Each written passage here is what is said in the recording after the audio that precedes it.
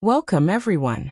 In today's video, we explore a deeply moving, relatable story of dynamic family tensions, secret holiday betrayals, and finding self-worth amidst deceptive expectations. Have you ever felt quietly cast aside by those who were supposed to be your closest circle, only to realize that the boundaries you set are the exact foundations of your peace? Today's feature delves into how one woman, faced with a jaw-dropping family exclusion and a predatory financial setup, transformed betrayal into ultimate empowerment and clarity. Grab a hot cup of tea, settle in, and let's jump straight into this story.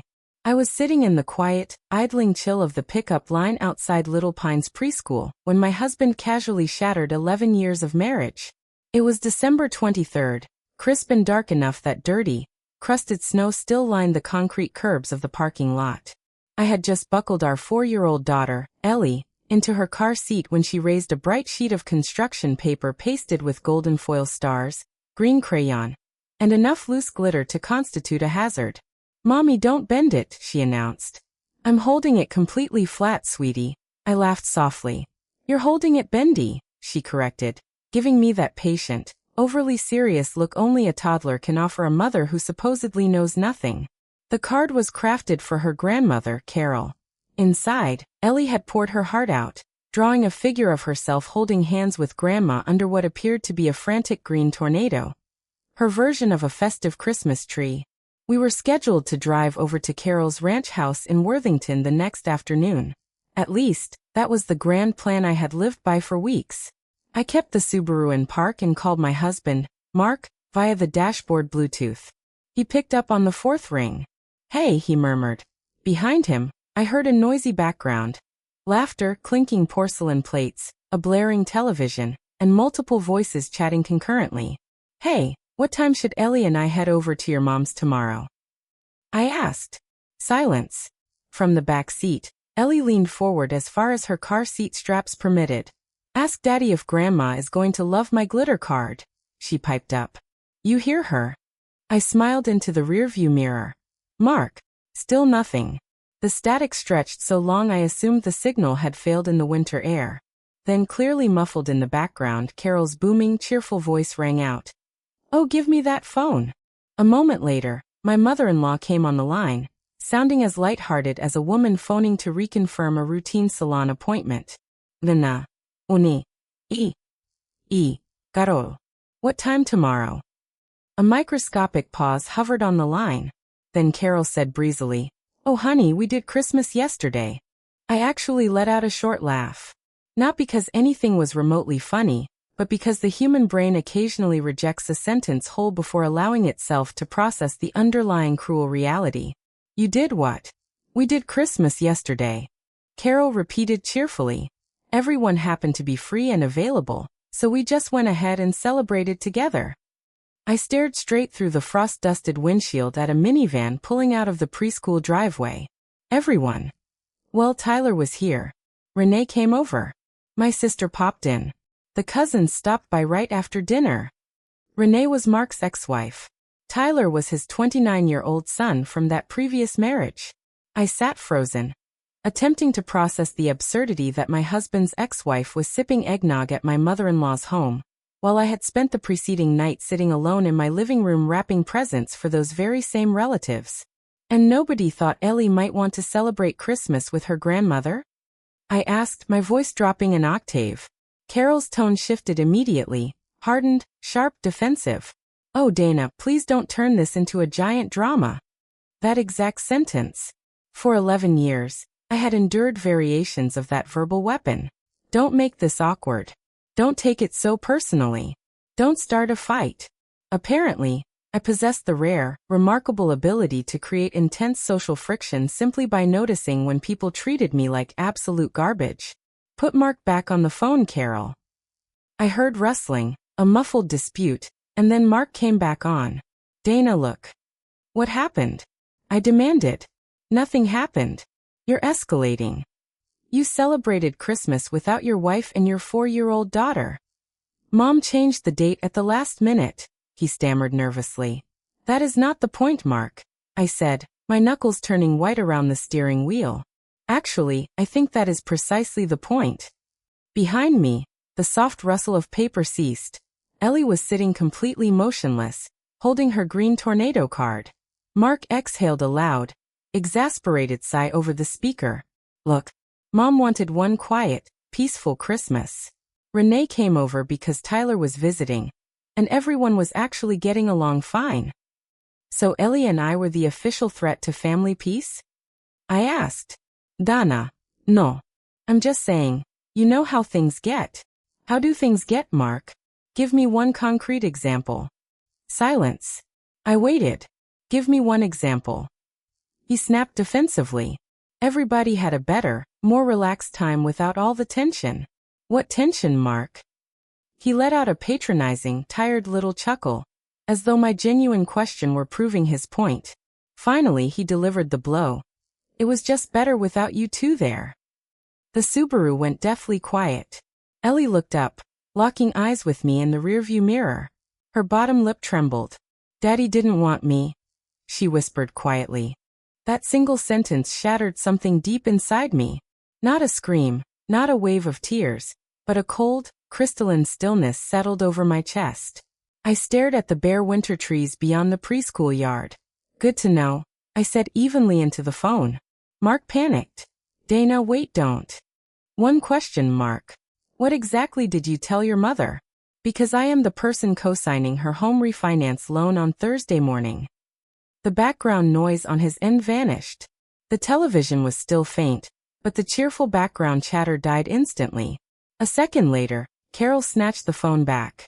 Her voice was entirely stripped of its earlier sweetness, now sharp, panicked and tight. Now Dana, honey, that business has absolutely nothing to do with Christmas. I almost marveled at the sheer speed of her pivot. 20 seconds ago, my daughter and I were too troublesome to be invited to a family gathering. Now we were suddenly speaking about high-stakes financial obligations. Carol was 72 and lived in a modest ranch home in Worthington that she and Mark's late father had purchased in the late 1980s. Ever since her husband passed away 3 years prior, she had struggled under mortgage payments, mounting credit card debt, and a deteriorating roof that was actively leaking. Mark couldn't help her secure a loan. His credit score was utterly ruined after his independent landscaping company collapsed years ago. Mine was immaculate. I had spent over 20 years building a career in commercial insurance, maintaining spotless financial standing. Months ago, I had reluctantly agreed to co-sign a loan to help Carol refinance roughly $87,000. The final signing was scheduled for December 26th at the local credit union. Nothing had been legally signed yet. Carol, I said slowly, you just told me I am not part of this family. That is not what I meant at all, she protested. You celebrated with the entire family yesterday without us. I continued. And now you expect me to put my legal credit on the line for you on Thursday? Don't mix money into family. Carol, I replied, almost laughing at the absurd hypocrisy. You are literally asking family to borrow tens of thousands of dollars for you. Mark interjected, yelling over his mother. Dana, stop this. We will talk when I get home. I looked back at Ellie. She was staring down at her lap, tightly gripping her little paper card. Yes, I murmured cold-headedly. We certainly will talk when you get home. I hung up. For roughly 30 seconds, a surge of fierce, righteous empowerment washed over me. But then Ellie broke the silence from the back seat. Should I throw Grandma's card in the trash can? She asked quietly. In an instant, every triumphant, sharp comeback evaporated. I unbuckled my belt, turned around completely in my seat, and took her small hands. No, so that, iwisparat. But she didn't want me. You made this card because you have a loving, beautiful heart, I told her firmly. That love belongs entirely to you. What somebody else does or how they behave can never take away the sweetness inside you. Ellie thought about my words for a long moment, then gave a tiny nod. When we arrived home, she carried her green tornado drawing inside and pinned it straight onto the refrigerator door using a slice of pizza magnet. She can have it later, Ellie announced plainly. That evening, after putting Ellie to bed, I made a cup of black coffee and opened Facebook on my laptop. There it was. Carol had posted a photo album containing 17 high-resolution pictures. Mark was smiling broadly beside the Christmas tree. Tyler was there holding a cocktail. Renee was seated right beside Mark on the sofa, grinning. Extended cousins held up gifts. The caption read, "Finally had the whole family together again. So blessed." I stared at those cold words. Then my eyes landed on Mark's outfit. He was wearing a dark blue, half-zip wool sweater. The exact sweater I had bought him 2 weeks prior and hidden deep in the hallway linen closet to surprise him with on Christmas morning. He had gone into our private closet, found his hidden gift, unwrapped it early, and worn it to the secret family Christmas party that my daughter and I were intentionally excluded from attending. At 9:15 p.m., the garage door hummed open. I heard the mudroom door click. Mark stepped into the kitchen carrying his keys, wearing that exact navy sweater. I sat at the table with my cold coffee, silently locking eyes with him. He noticed my gaze, tracked it down to his sweater, and scoffed. Oh, come on. That was his grand opening line. Not an apology. Not an explanation. Just irritation because I had caught him in another selfish lie. Why didn't anyone tell me Christmas was moved? I asked, keeping my voice level. He tossed his keys into the entryway bowl, with a loud clatter. Tyler had work conflicts. Mom was trying to coordinate everyone's schedule. Tyler told us 2 weeks ago he had off from work straight through the 26th. I countered instantly. Mark paused for a microsecond, caught, then pulled out the chair across from me. Fine. Renee was coming because Tyler wanted his mother there. That still doesn't answer my question. Why didn't you tell me? He dragged both hands down his face. Because Mom didn't want any drama. What drama, Mark? You and Renee in the same room? We have been in the same room dozens of times over 11 years. It's different, he insisted, leaning back. You get tense. I waited silently. Years of corporate negotiating had taught me that when someone throws a vague, emotional accusation at you, the most powerful response is making them explain it. How do I get tense? I asked. You know how you get. No, I don't. Give me one concrete example. He opened his mouth, hovered, and found nothing. You just make everything uncomfortable, he grumbled. Example? Dana, I'm not playing this game. How convenient. He pushed his chair back and leaned forward. Mom wanted one single Christmas where everybody could just relax. And Ellie? I asked, my voice cutting through his defense. Explain why your 4-year-old daughter had to stay home. He looked down at the table. You would have made a massive deal about Renee being there, so you punished Ellie in advance for a reaction I didn't even have. I didn't punish anybody. She was fine. She spent her entire afternoon drawing your mother a card with gold stars and glitters. I said, my voice finally trembling with restrained rage. He looked away. For a second, I thought I had broken through his wall of self-justification. Then he sneered. You had no right to bring up Mom's home refinance on speakerphone. There it was. That's what you're truly upset about. I asked, leaning back. You feel embarrassed? In front of my family, yes. Your family who just explained that they were happier without your wife and daughter present. He shook his head bitterly. You always do this. You turn every single argument into money. I stared at him, taken aback. I turn everything into money? Yes. You constantly have to remind everyone that you're the responsible one with the steady paycheck, the solid career, and the great credit score. Mark, I didn't mention my credit score until your mother explicitly told me I was unwelcome at Christmas. That is exactly what I mean, he yelled. No, Mark, it really isn't, I said coldly. Are you genuinely angry because I earn more money than you? His jaw clamped tight. I never said that. You didn't have to. The truth hung heavy between us. 5 years prior, Mark's commercial landscaping company had failed. He wasn't lazy. He worked endlessly, but 2 terrible winters, an expensive equipment loss, and a major commercial client going bankrupt had crushed his business. Since then, he had bounced between odd jobs, property management, and sales. He worked hard, but his ego had never recovered from losing his business. Over the years, I had quietly managed the financial reality.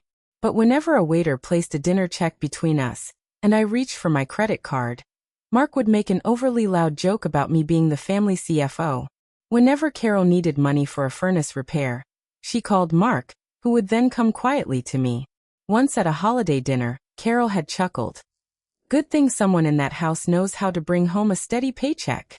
Everyone had laughed, including Mark, but I had seen the bitter shame flash across his face. Did you exclude me from Christmas because you're deeply embarrassed that I earn more than you? I asked. That is ridiculous, he barked. And you are not backing out of Mom's refinance. You already gave your word. I agreed to help fix a leaking roof and consolidate modest debt, I said. I did not agree to be treated like an outsider while taking on liability. She is counting on you, he raised his voice. You're being completely vindictive. After Mark went upstairs, I sat alone in the quiet kitchen. I kept thinking about Carol's house. I had seen the water stains on her hallway ceiling. She was 72 and living alone. Was I really going to refuse to help an elderly widow simply because my feelings were hurt? Put that way, it sounded spiteful. I didn't want to become a person who used financial leverage to inflict pain. At 11 p.m., my phone buzzed. It was a text from Tyler, Mark's son. I'm really sorry about yesterday, Dana. I thought you chose not to come. I stared at the screen, then quickly typed back. Who told you that? Less than a minute later, Tyler replied. Dad did. He said you refused to attend if my mother was going to be there. I called Tyler immediately. He picked up, sounding deeply uncomfortable. Tyler, I said firmly. Tell me exactly what your father said to everyone. He told us that Renee was coming, and that you explicitly said you didn't want to be anywhere near her. He told everyone not to call or text you because you made your choice and he didn't want a huge scene. My chest felt icy. No one had forgotten to invite me. They had been actively instructed to isolate me. Did anyone ask about Ellie? I asked. Renee did, Tyler admitted. Dad told her that you said Ellie was too young to care about Christmas anyway. I sank into my chair. Mark hadn't just excluded us. He had framed me as a bitter, uncaring mother to justify leaving his own daughter behind. Dana, there's one more thing, Tyler added quietly. Christmas wasn't moved at the last minute. Dad asked me over a week ago to keep December 22nd totally open. He planned this whole thing out. I barely slept. By 8:15 a.m. on Christmas Eve, I called the credit union. The loan officer, Denise, answered. Hi Denise, this is Dana Mercer. I'm scheduled to co-sign the refinance loan for Carol Mercer on December 26th. Could you please email me the complete, final loan paperwork package right away? Certainly, Mrs. Mercer, she said. A few minutes later, a PDF file arrived in my inbox. I opened the document, scrolled past the introductory disclosures, and pulled up the loan summary. The loan total was not $87,000. The total loan amount listed was $142,000. Iset Frosen. I called Mark instantly. He picked up, sounding drowsy. Why is your mother borrowing $142,000? I demanded. What? What are you talking about? The refinance paper sitting in front of me. I said, my voice dangerously sharp. Why is the loan $55,000 higher than what we explicitly agreed upon? There's debt consolidation involved, he mumbled nervously. How much debt, Mark? I don't know the exact figures off the top of my head. I'm looking at the breakdown right now, I said, scanning down the page. Mortgage balance, credit cards, roof repair, and then an itemized line for cash out to borrower, $28,000. What is $28,000 in cash for? She wanted a cushion. Mark blurted out. She's 72, Dana. She needs financial reserves. Why was I never informed that my name and credit were being used to extract $28,000 in liquid cash? I thought we discussed it. You forget things when you get stressed. Do not dare gaslight me into believing I forgot agreeing to take on nearly $30,000 of extra personal liability. Look, Mom is counting on this, he snapped. We'll go through the paperwork on Thursday. We are going through it right now, I said, but he slammed the phone down. At 10 a.m., I called a sharp family law attorney, Linda Carver. She returned my frantic message within 20 minutes. I laid out the entire sequence of events. The calculated lie, the holiday exclusion, the inflated $142,000 loan, and the sudden $28,000 cash payout. Have you signed the final loan document? Linda asked.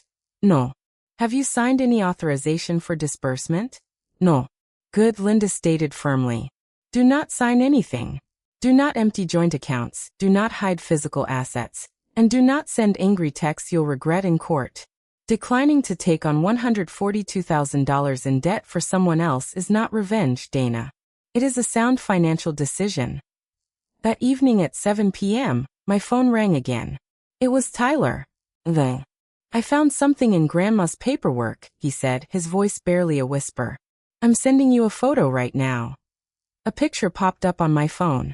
It was a printed email confirmation from a high-end real estate agency in Naples, Florida. It was a seasonal oceanfront condo reservation deposit. The required initial deposit amount, $28,000. At the bottom of the printed email, written in Carol's distinctive handwriting, were 7 words. Mark says Dana will sign after Christmas. Just as I stared at the photo, the mudroom door opened. Mark stepped inside carrying a paper gift bag from his mother's house. He stopped in his tracks when he saw me sitting quietly at the kitchen table. I turned my phone screen around, displaying the Florida condo reservation and Carol's handwriting. Merry Christmas, Mark, I said calmly. Care to tell me all about Naples? Mark stood frozen in the kitchen doorway. He slowly set the bag down on the counter. Tyler sent you that? I chuckled softly. With $142,000 on the line and a secret Florida condo hidden inside it, your primary concern is still who told me? Tyler had no right snooping through Mom's documents. Mark raged. Let's assume Tyler committed a grand crime, I replied. Now explain Naples.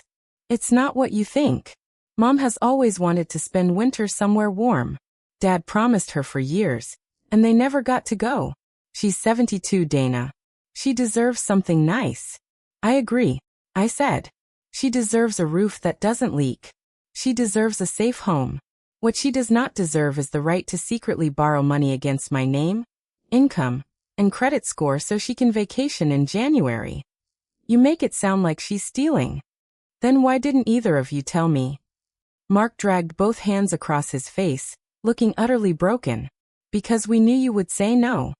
Exactly, I said. You have no idea what my life has been like. Mark suddenly burst out, his voice cracking with built-up shame. Every time Mom needs something fixed, she calls me. Every time a bill arrives, she calls me. And what do I have to do? I have to come crawling to you to ask for permission. You pay the mortgage, you have the retirement fund, you have the good credit score. Everyone knows it. I sat back, absorbing his raw confession. I never held your business failure over your head, Mark. You didn't have to, he whispered. When my business went under, everyone looked at me differently. For one night, I wanted to sit with my family and not feel like Dana Mercer's failed husband.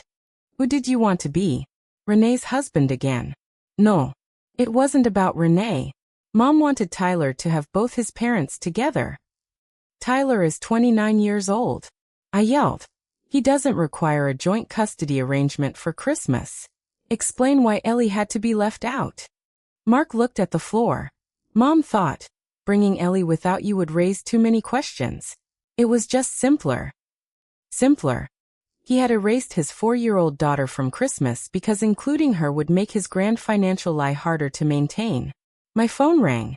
It was Renee. I answered on speaker.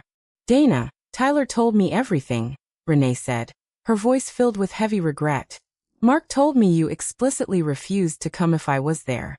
If I had known you and Ellie were deliberately excluded, I would have never stepped foot in that house. 10 minutes later, Carol called. She skipped any greeting. You are not going to ruin my life over Christmas nonsense. Carol, I said coldly, I am willing to pay the contractor directly for your roof repair. But I will not co-sign a $142,000 refinance, and I am not financing your Florida condo. We will settle this Thursday at the credit union, she threatened. On December 26th at 10:27 a.m., we gathered in the beige conference room at the credit union. The loan officer, Denise, brought in coffee. Carol sat wrapped in her wool coat, flanked by Mark and Tyler. I want everyone to understand that none of this drama was necessary, Carol announced self-righteously. Dana is dragging my home into a personal marital dispute. Denise, I interrupted calmly. Would you mind handing Tyler a copy of the loan summary? Denise hesitated, then slid the paper across to Tyler. Tyler read the total figure aloud. $142,000? Grandma, I thought this loan was $23,000 for the roof repair. I laid the Naples condo paper directly beside the loan summary. Tyler scanned it, his eyes widening in complete shock. You're taking out a cash loan to rent a luxury winter condo in Florida, when you can't afford your current mortgage? Carol went pale. She snapped at me. This family was completely happy before everything became about your sensitive feelings. Tyler turned to his grandmother, disgusted. Grandma, stop. Dad lied to all of us. This isn't about Dana's feelings. It's about what you two did. Denise cleared her throat nervously. We do not have to proceed with signing today. I am not signing, I said clearly. My offer to pay the roofing contractor directly still stands, but I am done. Carol glared at me, but I gathered my folder, stood up, and walked out. No screaming, no dramatic spectacle. Just clear, unshakable boundaries. I packed my bags, took Ellie, and moved into my sister Janet's guest room for 3 weeks before securing a cozy 2-bedroom apartment in Westerville. Leaving Mark wasn't marked by cinematic grand gestures. It consisted of quiet moving boxes, driving Ellie to preschool, and establishing a new life. I never spoke ill of Mark to Ellie. He had made terrible mistakes, but he was her father, and he needed space to reckon with his choices. In February, Mark and I entered marriage counseling. During our 4th session, as Mark began echoing his old excuses about his failed business, our counselor stopped him gently. Mark, she asked, do you want Dana to understand why you betrayed her? Or do you want to take actual responsibility for doing it? That single question altered everything. Mark stopped defending himself. A few weeks later, he came to my apartment, got down on the floor with Ellie, and looked into her eyes. Daddy made a very bad choice at Christmas, he said softly. I was trying to make something easier for myself, and I hurt you. Ellie looked up from her coloring book, processed his words, and asked, Can I have the purple crayon? She accepted his apology without demanding a trial. Carol took longer to come around. The $142,000 loan was canceled entirely. Tyler helped her arrange a small, manageable repair loan for her roof, and I honored my word by paying a portion directly to the roofing company. Florida was canceled. For months, Carol sent cold, passive-aggressive texts, but I enforced strict boundaries. In late April, Carol visited my apartment. As we sat drinking coffee, Ellie ran to her room and returned holding a piece of red construction paper. It was the Christmas card. The glitter was partially worn away, but inside was the drawing of 4 stick figures holding hands. Ellie, me, Mark, and Carol. I saved it for you, Grandma, Ellie smiled. Mommy said I made it because I loved you. Carol stared at the faded drawing, her eyes welling with genuine tears. She wiped her eyes and pulled Ellie into a tight hug. Thank you, sweetheart. By the following December, Mark and I were still living separately, but we had begun rebuilding our relationship slowly, meeting for weekly dinners and communicating with absolute transparency. Mark began standing up to his mother, defending me whenever passive-aggressive remarks arose. That fateful Christmas taught me a crucial lesson. Maturity isn't about quietly absorbing disrespect to keep the peace. For years, I had confused keeping silent with being generous, allowing others to walk over my boundaries. True strength lies in setting clear, firm boundaries while keeping your heart open to real accountability. Thank you for watching today's story. What would you have done if you discovered a secret holiday celebration and an inflated loan like this? Let me know your thoughts in the comments below. Don't forget to like and subscribe, and I will see you in the next video.